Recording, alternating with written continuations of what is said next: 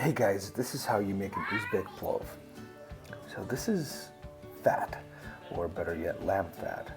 The best stuff is coming from the back. What you just need to do is chop it up to about ½ an inch piece, ½ an inch by ½ an inch, and that's it. You have some bones from the lamb leg over here and the meat. I took it off the bone. Now here you want to chop up the meat about 1 inch by inch and use the bones for stock, roast them. We're in Russia right now, so that's a really cool stove that my father-in-law built by himself. He's an engineer and he's a welder, so he got that. And now we're going to put on this cauldron. In Russian it's called a kazan. It's cast iron. It holds heat really well. And now you're just going to add some canola oil to it.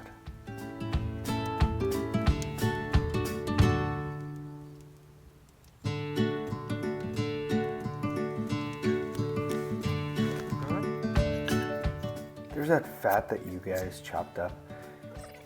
Add it here. And just let it render.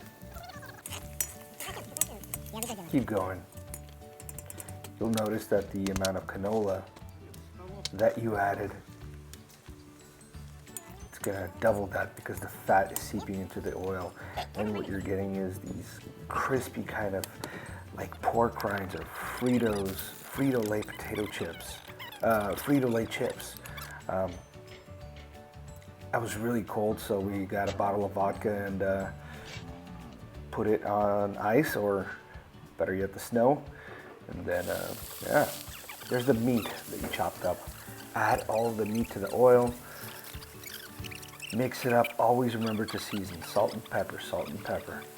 Every stage. It's like building a tower. Some chopped onions, mix them in there. These are chickpeas. Make sure you soak them overnight and drain the water out. You don't want the water in there. It's going to give you gas if you throw that into the food. So just the chickpeas. Ой, слушайте, ароматы сумасшедшие просто. Вкусно? Вкусно?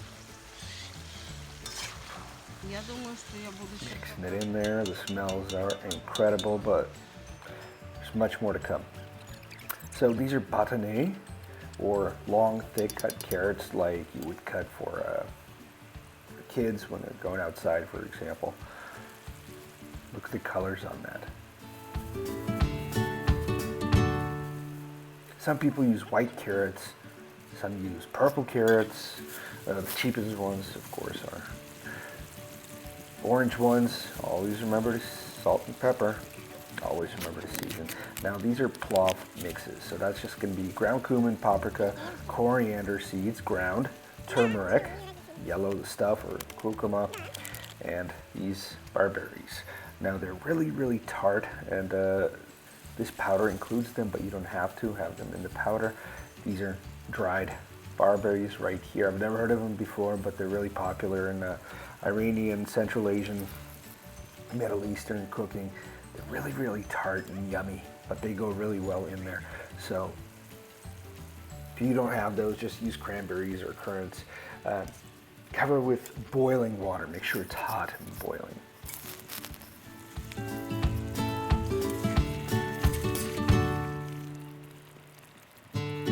And you can see there are 3 whole garlic cloves in there, heads in there. Just throw them in there. It's going to add some flavor to it. Cover. Add some rice. Now this is medium grain rice like they use for paella, for example. Make sure you wash that in a bowl really, really well before you add it. Now once you wash it, make sure you hold the rice so it doesn't fall out and let the water kind of drain out. Make sure the water is clear. If it's still opaque, the rice is not clean yet. If the water is clear, then you're perfectly fine. Then the rice is ready to add. Add it here. Now I've seen people use hot water instead of cold water to wash the rice. To each his own, I guess. Add it here. I've also seen people in this step right here use a wooden spoon, make a few holes in the rice for ventilation. Remember the salt and pepper, and here's the water again. You don't want to pour it directly, you just want to do it over a ladle or perforated spoon ladle. right there. Cover it again. Now this process takes about an hour altogether, the cooking. Now you're just going to make a little mountain over here. With it, again, you can poke some holes with a wooden spoon, for example, or a chopstick for ventilation. Cover the lid with a clean kitchen cloth. Let it sit for about 10, 15, 20 minutes. Once that's ready, cover it completely in a clean sheet. And don't serve it immediately, let it sit for half an hour. It'll be ready after that. In Russian, it's called sipchatiris, which means kind of rice that kind of crumbles.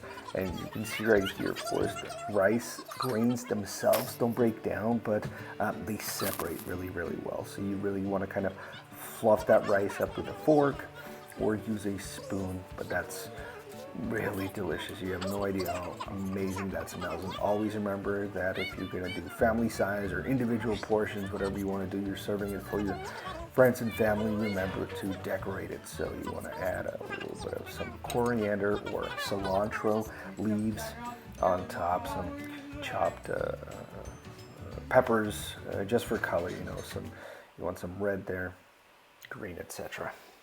Thanks a lot for watching.